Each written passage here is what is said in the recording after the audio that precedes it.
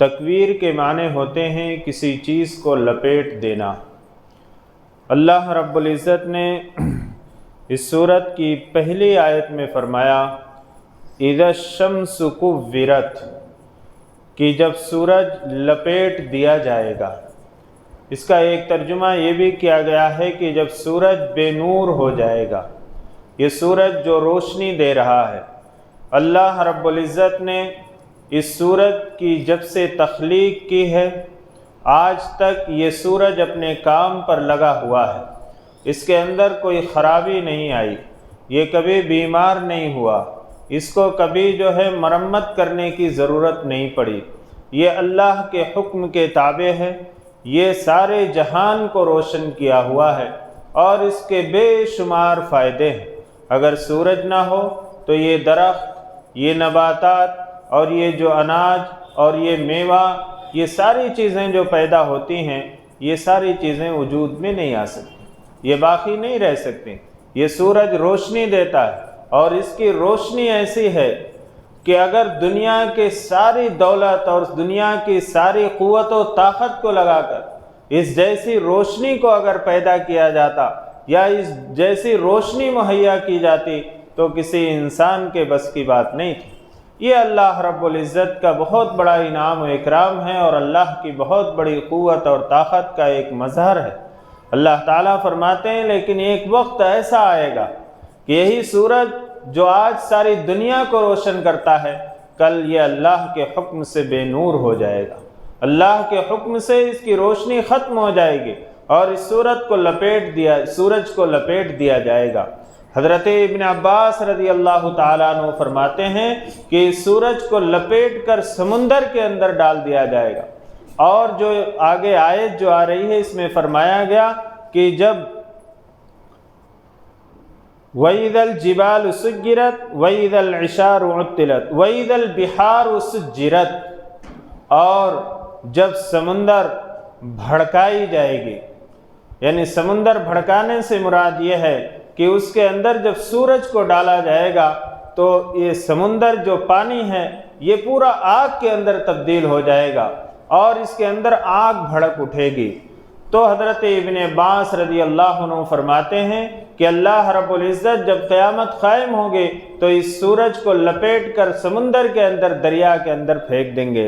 اذا الشمس کورت، جب سورج لپیٹ دیا جائے گا۔ وَإِذَا النُّجُومُ انْكَدَرَتْ، اور جب ستارے ٹوٹ کر بکھر جائیں گے۔ جو ستارے ہمیں آسمان پر نظر آ رہے ہیں یہ ستارے ٹوٹ جائیں گے اور یہ ٹوٹ کر بکھر جائیں گے۔ وَإِذَا الْجِبَالُ سُجِّرَتْ، اور جب پہاڑ چلا دیے جائیں گے، یعنی یہ جو پہاڑ اپنی جگہ پر قائم ہیں، جس کے بارے میں اللہ رب العزت نے فرمایا کہ جس طرح میخ ہوتی ہے، کیل ہوتی ہے کسی لکڑی کے اندر، جب اس کو گاڑ دیا جاتا ہے تو پھر وہ لکڑی ادھر ادھر نہیں ہوتی، ایسے ہی اللہ رب العزت نے جب اس زمین کی تخلیق کی تھی تو یہ زمین ہل رہی تھی۔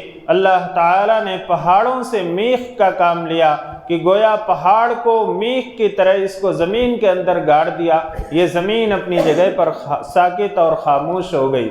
لیکن ایک وقت ایسا آئے گا کہ یہی پہاڑ جو بہت دور دور تک نظر آتے ہیں، جو ہلانے سے یا ہٹانے سے ہٹنے والے نہیں ہیں، لیکن اللہ رب العزت کی طرف سے جب حکم ہوگا تو یہ پہاڑ چلنے لگیں گے۔ اللہ تعالیٰ فرماتے ہیں وَإِذَا الْجِبَالُ سُجِّرَتْ، اور جب پہاڑ چلا دیے جائیں گے اور جب پہاڑ اپنی جگہ سے ہٹ جائیں گے تو ظاہر سی بات ہے زمین کے اوپر ایک بھونچال، ایک زلزلہ آ جائے گا۔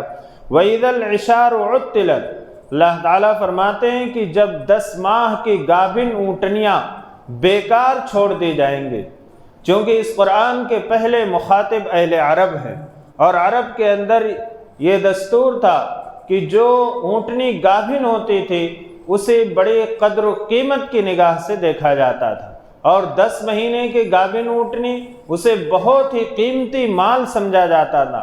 لوگ اس کے دم کے ساتھ لگے رہتے تھے، یعنی ہر وقت اس کی نگرانی کرتے تھے۔ لیکن جب یہ قیامت کا ہولناک منظر آئے گا اور یہ قیامت کا جب وقت قریب آئے گا اور قیامت قائم ہوگی تو اللہ تعالیٰ فرماتے ہیں کہ 10 ماہ کی گابن اونٹنیوں کو بیکار چھوڑ دیں گے، یعنی مال و دولت کی کوئی اہمیت اور کوئی قیمت نہیں رہ جائے گی، نفسا نفسی کا عالم ہوگا۔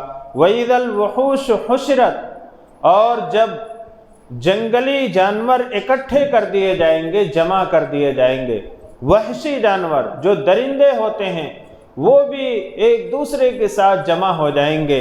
وَإِذَا الْبِحَارُ سُجِّرَتْ، اور جب سمندر بھڑکا دی جائے گی۔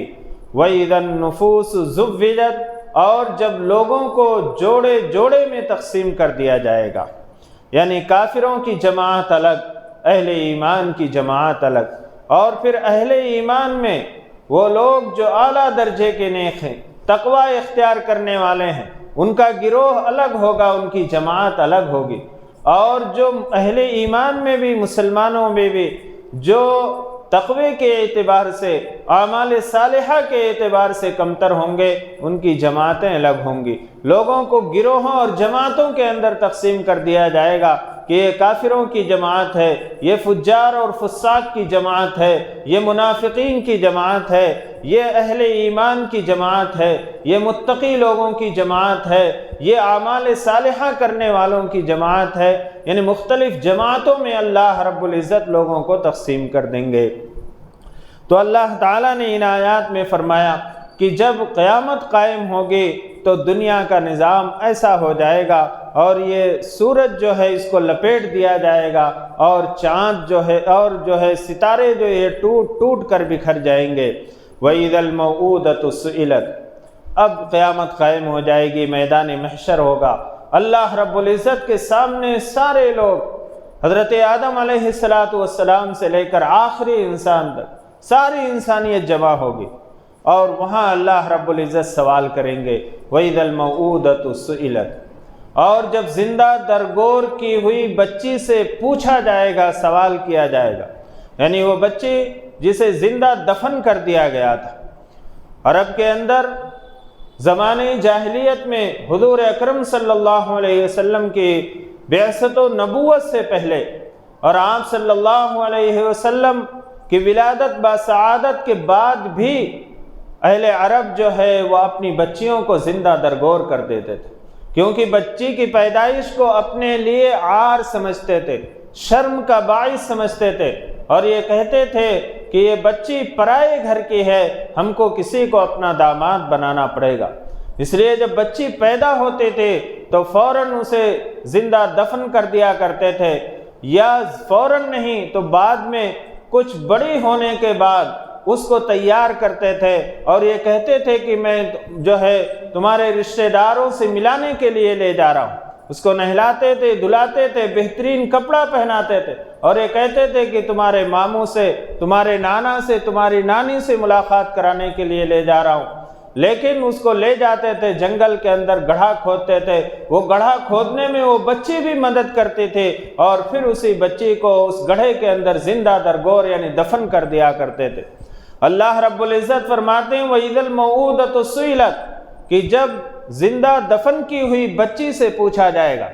اب سوال یہ پیدا ہوتا ہے کہ قیامت کا دن، میدان محشر تو حساب و کتاب کا دن ہوگا، جزا کا دن ہوگا، اسے جو ہے یوم الدین کہا گیا کہ بدلے کا دن ہوگا، وہاں تو حساب و کتاب ہونا ہی ہے۔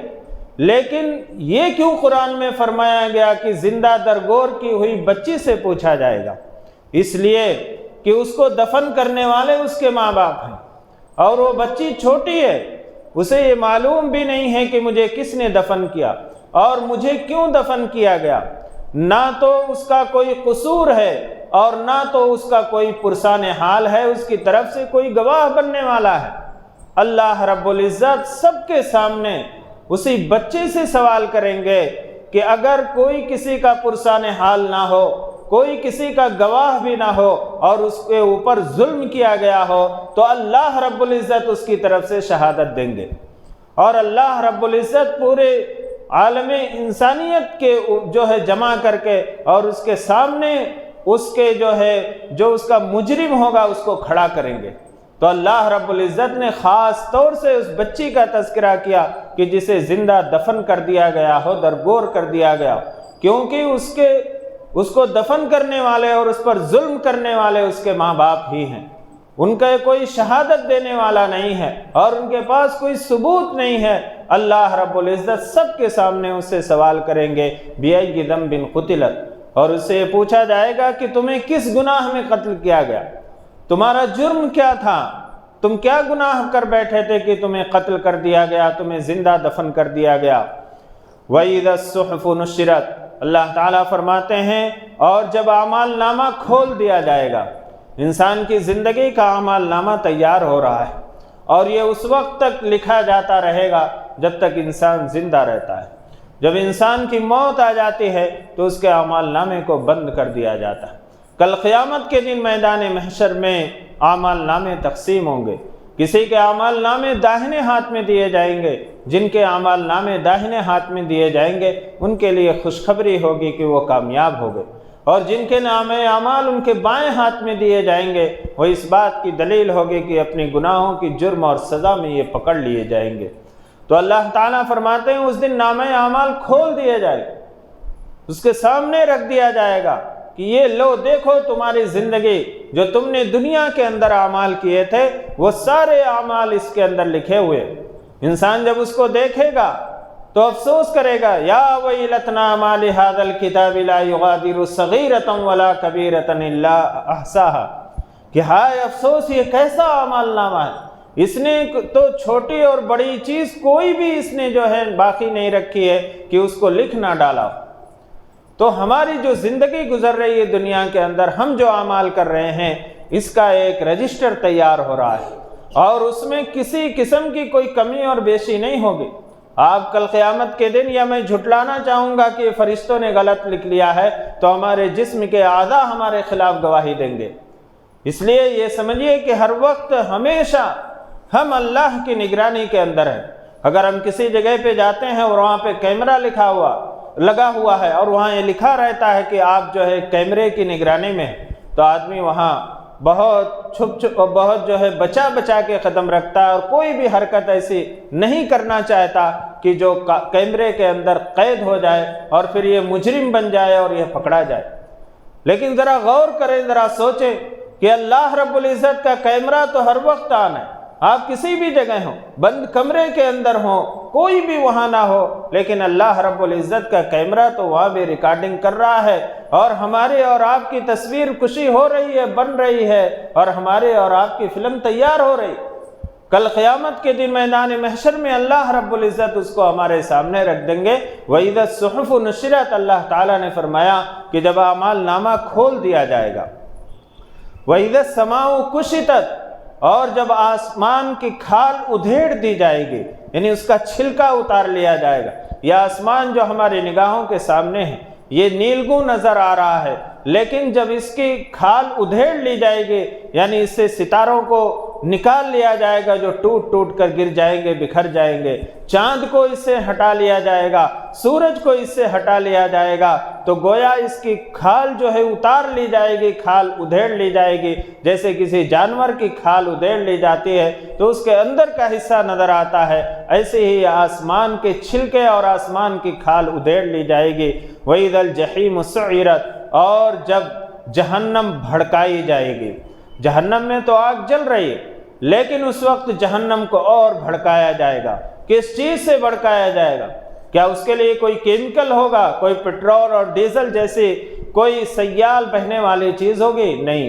اللہ رب العزت نے قرآن کے اندر فرما دیا، یا ایھا الذین آمنوا قوا انفسکم واہلیکم نارا، کہ اے ایمان والو اپنے آپ کو بھی اور اپنے اہل و عیال کو بھی جہنم کی آگ سے بچاؤ۔ وقودھا الناس والحجارہ، جس کا ایندھن انسان اور پتھر ہوں گے۔ اس کے اندر کوئی کیمیکل نہیں ڈالا جائے گا جس سے وہ آگ بھڑکے گی، بلکہ اس کا ایندھن انسان ہوں گے اور پتھر ہوں گے۔ اس جہنم کے اندر ان کو ڈالا جائے گا اور جہنم اس سے اور بھڑکے گی۔ وَإِذَا الْجَنَّةُ أُزْلِفَتْ، اور جب جنت قریب کر دی جائے گی، جنت بالکل قریب ہو جائے گی۔ کس کے؟ اللہ تعالیٰ نے سورہ قاف کے اندر فرمایا، وَإِذَا الْجَنَّةُ أُزْلِفَتْ وَأُزْلِفَتِ الْجَنَّةُ لِلْمُتَّقِينَ، کہ جنت متقیوں کے لیے قریب کر دی جائے گی، جو تقوی اختیار کرنے والے ہیں، جو اللہ سے ڈرنے والے ہیں، جو نیک اور اعمال صالحہ کرنے والے ہیں، اللہ تعالیٰ فرماتے ہیں کہ جنت ان کے قریب کر دی جائے گی۔ علمت نفس ما احضرت، اللہ تعالیٰ فرماتے ہیں کہ ہر شخص جان لے گا جو وہ لے کر حاضر ہوا ہے، جو اعمال لے کر وہ حاضر ہوا ہے اس کے سامنے ہوگا، وہ کھلا ہوگا، اعمال نامہ کھلے ہوں گے اور اسے معلوم ہو جائے گا کہ میں کیا لے کر اللہ کی بارگاہ میں آیا ہوں۔ اور یہ لے کر جانے کا موقع جو ہے یہ جب تک انسان کی زندگی ہے اسی وقت تک، جب انسان کی زندگی ختم ہو گئی تو اب کچھ لے جانا چاہیں خدا کی بارگاہ میں تو نہیں لے جا سکتے۔ اس لیے اللہ تعالیٰ فرماتے ہیں علمت نفس ما حضرت، کہ ہر شخص جان لے گا جو وہ اعمال لے کر حاضر ہوا ہے۔ فلا اقسم بالخنس، اللہ تعالیٰ اب قسمیں کھا کر اس قرآن کی حقانیت اور اس قرآن کے بارے میں فرماتے ہیں فلا اقسم بالخنس، میں قسم کھاتا ہوں ان ستاروں کی جو پیچھے ہٹ جاتے ہیں۔ چلتے چلتے ستارے کبھی مشرق سے مغرب کی طرف چلتے ہیں اور کبھی مغرب سے مشرق کی طرف چلتے ہیں، کبھی آگے کی طرف چلتے ہیں اور پھر وہی ستارے پیچھے ہٹ جاتے ہیں۔ الجوار الکنس، جو سیدھے چلتے ہیں اور چھپ جاتے ہیں، یعنی جب سورج طلوع ہوتا ہے تو وہ ستارے کیا ہوتے ہیں؟ غائب ہو جاتے ہیں، چھپ جاتے ہیں۔ واللیل اذا عسعس، اور میں قسم کھاتا ہوں رات کی جب وہ ختم ہونے لگے۔ والصبح اذا تنفس، اور میں قسم کھاتا ہوں صبح کی جب وہ نمودار ہونے لگے، طلوع ہونے لگے۔ انہ لقول رسول کریم، اللہ تعالیٰ فرماتے ہیں یقیناً یہ قرآن ایک معزز پیغام لانے والے کا کلام ہے۔ اللہ تعالیٰ نے اس قرآن کے بارے میں فرمایا اور قسمیں کھا کر اللہ تعالیٰ نے فرمایا، اور قرآن میں مختلف جگہوں پہ اللہ نے قسم کھا کر قرآن کی حقانیت کو اور قرآن کے برحق ہونے کو فرمایا ہے۔ ان آیات میں بھی اللہ تعالیٰ نے ستاروں کی قسم کھا کر فرمایا کہ انہ لقول رسول کریم، یقیناً یہ قرآن ایک معزز پیغام لانے والے یعنی جبریل امین جو معزز ہے اور جو محترم ہیں، جن کا بڑا اونچا مقام ہے، یہ اللہ رب العزت کی طرف سے لانے والے ہیں۔ ذی قوت عند ذی العرش مکین، اب حضرت جبریل علیہ السلام کے بارے میں اللہ تعالیٰ فرماتے ہیں جو بڑی قوت والے ہیں، بڑی طاقت والے ہیں۔ عند ذی العرش مکین، عرش کے مالک کے نزدیک ان کا بڑا مقام ہے۔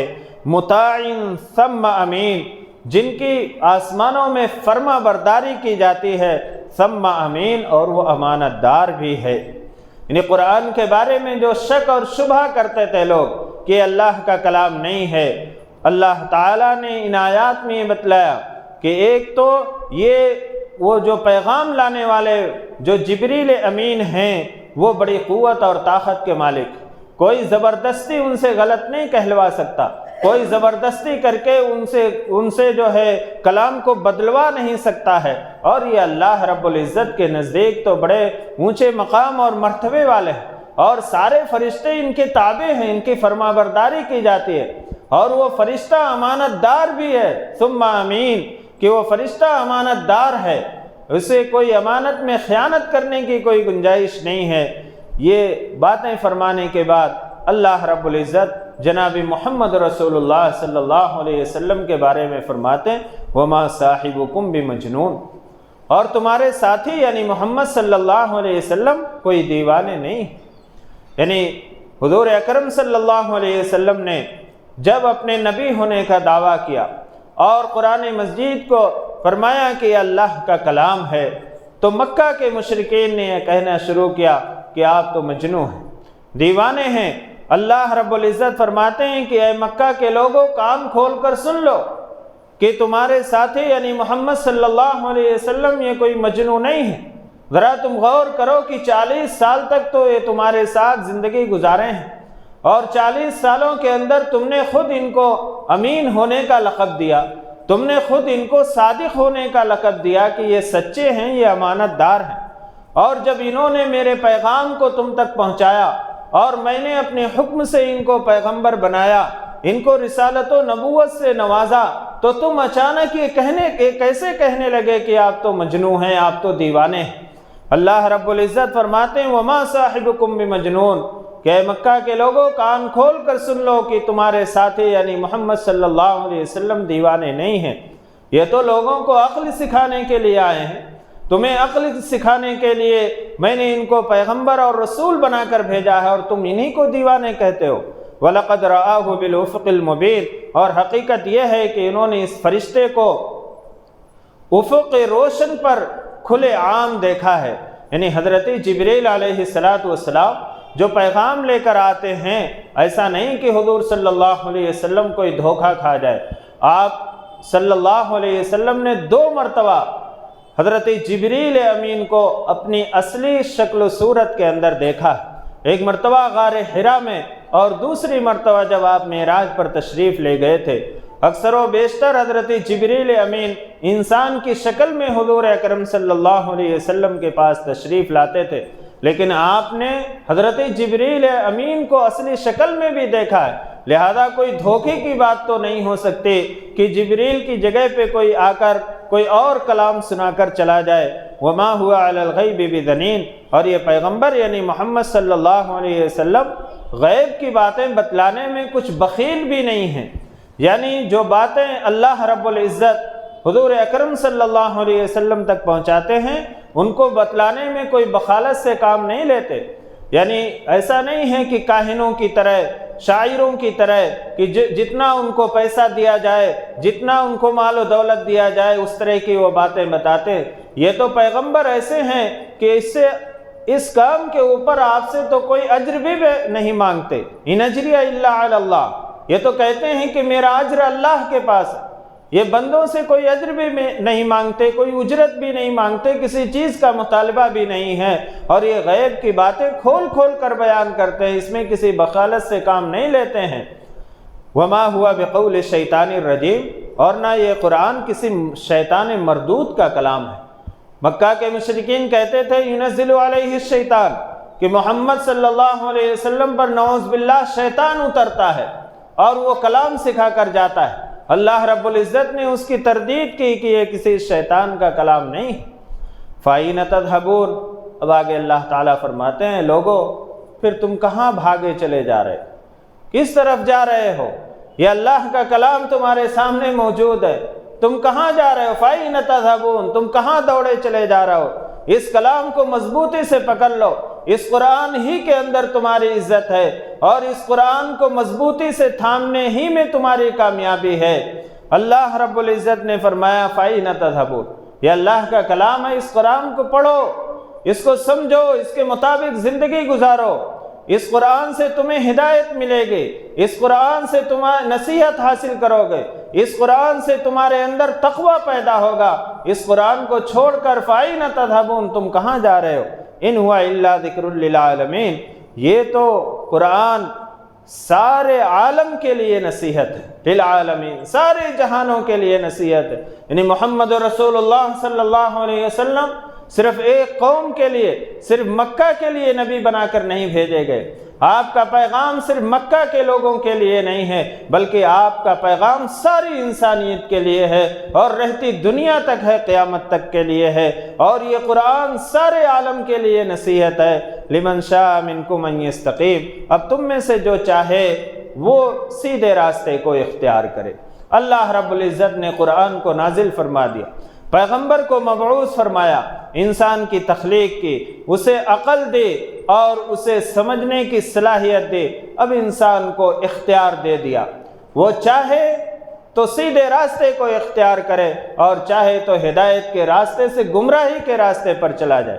اللہ کی طرف سے کوئی زور زبردستی نہیں ہے، اللہ کی طرف سے کوئی فوراً پکڑ نہیں ہوتی ہے، اللہ رب العزت نے انسان کو اختیار دیا، ہدایت کا راستہ بتلا دیا، گمراہی کا راستہ بتلا دیا، کامیابی کا راستہ بتلا دیا، ناکامی کا راستہ بتلا دیا، اور انسان کو اختیار دے دیا، اب انسان جو چاہے وہ راستہ اختیار کر لے۔ وَمَا تَشَاءُونَ إِلَّا أَن يَشَاءَ اللَّهُ رَبُّ الْعَالَمِينَ، اللہ تعالیٰ فرماتے ہیں تمہارے چاہنے سے کچھ نہیں ہوگا، الا ان یشاء اللہ، جب تک اللہ نہ چاہے، رب العالمین، جو سارے عالمین، سارے جہانوں کا رب ہے۔ یعنی اللہ کی توفیق بھی ہونا، اور اللہ کی توفیق اسی وقت ہوتی ہے جب انسان کوشش کرتا ہے، جب انسان اس کے حاصل کرنے کی تڑپ رکھتا ہے، اس کی فکر رکھتا ہے، تو اللہ رب العزت کی طرف سے توفیق مل ہی جاتی ہے۔ اور جب انسان لاپرواہی کرتا ہے اور انسان بے نیازی کرتا ہے اور اللہ کے کلام سے دور رکھتا ہے اپنے آپ کو، تو پھر اللہ کی طرف سے بھی توفیق نہیں ہوتی۔ اس لیے اللہ تعالیٰ نے فرمایا وَمَا تَشَاءُونَ، تمہارے چاہنے سے کچھ نہیں ہوگا جب تک اللہ نہ چاہے، رب العالمین جو سارے جہانوں کا پروردگار ہے، پالنے والا ہے۔ تو ان آیات میں اللہ رب العزت نے خاص طور سے قیامت کا تذکرہ کیا، اور پھر جو ہے یہ تذکرہ کیا کہ ہر انسان اللہ رب العزت کے سامنے جو کچھ عمل لے کر آیا ہے وہ اسے موجود پائے گا، اسے دیکھ لے گا، اسے معلوم ہوگا۔ اور پھر قرآن کی حقانیت کو اور قرآن کے برحق ہونے کو بتلایا، اور پھر اللہ رب العزت نے فرمایا کہ یہ قرآن ساری دنیا کے لیے نصیحت ہے، ساری دنیا کے لیے، لمن شاء منکم ان یستقیم، تم میں سے جو سیدھے راستے کو اختیار کرنا چاہتا ہے، اس قرآن کی مدد سے اور اس قرآن کی تلاوت سے اور اس قرآن کی مضبوطی سے پکڑنے سے وہ ہدایت کے راستے پر آ سکتا ہے۔ اس لیے قرآن کو مضبوطی سے تھامیں۔ مضبوطی سے تھامنے کا مطلب یہ ہے کہ اس کی تلاوت بھی کریں اور اس کے احکام کو سمجھیں اور اس پر عمل کریں، اس کے مطابق زندگی گزاریں۔ اسی لیے اللہ رب العزت نے قرآن کو نازل کیا ہے۔ لیکن آج افسوس یہ کہ نہ ہمارے پاس قرآن پڑھنے کا وقت ہے، نہ سننے کا وقت ہے، نہ سمجھنے کا وقت ہے۔ دوسری فضولیات کے لیے، دوسرے کاموں کے لیے ہمارے پاس تو وقت نکل جاتا ہے، لیکن قرآن جیسی ہدایت کی کتاب جو کامیابی کی کتاب ہے، اس کتاب کو اور اس قرآن کو پڑھنے کے لیے ہمارے پاس وقت نہیں۔ اللہ ہم سب کو معاف فرمائے اور ہم سب کو اس قرآن سے ہدایت حاصل کرنے کا ذریعہ بنائے۔ آمین۔ وآخر دعوانا ان الحمد للہ رب العالمین۔ الحمد للہ رب العالمین والعاقبۃ للمتقین والصلاة والسلام علی سید الانبیاء والمرسلین محمد وعلی آلہ واصحابہ اجمعین۔ ربنا آتنا فی الدنیا حسنۃ وفی الآخرۃ حسنۃ وقنا عذاب النار وقنا عذاب القبر وقنا عذاب الحشر وقنا من فتنة المسیح الدجال وقنا من فتنة المحیا والممات۔ یا حی یا قیوم یا ودود یا ذو العرش المجید یا فعال لما یرید، یا رحم الراحمین ہماری خطاؤں کو معاف فرما دیجئے، لغزشوں کو درگزر فرما دیجئے۔ یا رحم الراحمین ہم گنہگار، خطاوار، قصوروار بندے ہیں۔ یا رحم الراحمین ہم اپنے گناہوں کا اقرار کرتے ہیں۔ یا رحم الراحمین ہم اقراری مجرم ہیں، ہمارے اس جرم عظیم کو معاف فرما دیجئے۔ یا رحم الراحمین جو بیمار ہیں انہیں شفائے کاملہ، عاجلہ، دائمہ، مستمرہ عطا فرمائیے۔ خصوصاً جناب شوکت صاحب اور جناب شریف صاحب کی اہلیہ محترمہ بھی بیمار ہیں۔ یا رحم الراحمین ان دونوں حضرات کو شفائے کاملہ، عاجلہ، دائمہ، مستمرہ عطا فرمائیے۔ ان کے علاج میں کامیابی عطا فرمائیے۔ ان کی بیماری کو صحت سے متبدل فرما دیجئے۔ ان کی عمروں میں برکت عطا فرمائیے۔ یا رحم الراحمین جو مرد و خواتین، بچے بچیاں بیمار ہیں، اللہ ان سبوں کو شفائے کاملہ، عاجلہ، دائمہ، مستمرہ عطا فرمائیے۔ یا رحم الراحمین ہم میں سے جن کے والدین یا ان میں سے کوئی ایک باحیات ہیں، یا رحم الراحمین انہیں صحت و تندرستی عطا فرمائیے، ان کی عمروں میں برکت عطا فرمائیے، ان کے سائے عاطفت کو ہمارے سروں پر تا دیر قائم اور دائم رکھیے، اور ہم میں سے جن کے والدین یا ان میں سے کوئی ایک اس دنیا سے رخصت ہو گئے، یا رحم الراحمین ان کی مغفرت فرما دیجئے، ان کے درجات کو بلند فرما دیجئے۔ یا رحم الراحمین امت مسلمہ کے تمام مرحومین کی مغفرت فرما دیجئے۔ امت مسلمہ پہ رحم کا، کرم کا، عافیت کا، سلامتی کا، درگزر کا معاملہ فرمائیے۔ مسلمان جہاں کہیں بھی پریشان حال ہیں ان کی پریشانیوں کو دور فرما دیجئے۔ یا رحم الراحمین ہم سب کی روزی میں خوب برکت عطا فرمائیے، حلال پاکیزہ روزی عطا فرمائیے، حرام کمائی سے، حرام آمدنی سے ہماری آنے والی نسلوں کی بھی حفاظت فرما لیجئے۔ یا رحم الراحمین جب تک زندگی عطا فرمائیے ایمان اور عمل صالح پر قائم اور دائم رکھیے، اور جب اس دنیا سے جانے کا وقت آئے یا رحم الراحمین ہم سب کا خاتمہ اکمل ایمان پر نصیب فرمائیے۔ یا ارحم الراحمین حضور اکرم صلی اللہ علیہ وسلم کے صدقہ طفیل ہماری دعاؤں کو قبول و منظور فرما لیجئے۔ ربنا تقبل منا انک انت السمیع العلیم وتب علینا انک انت التواب الرحیم برحمتک یا ارحم الراحمین والحمد للہ۔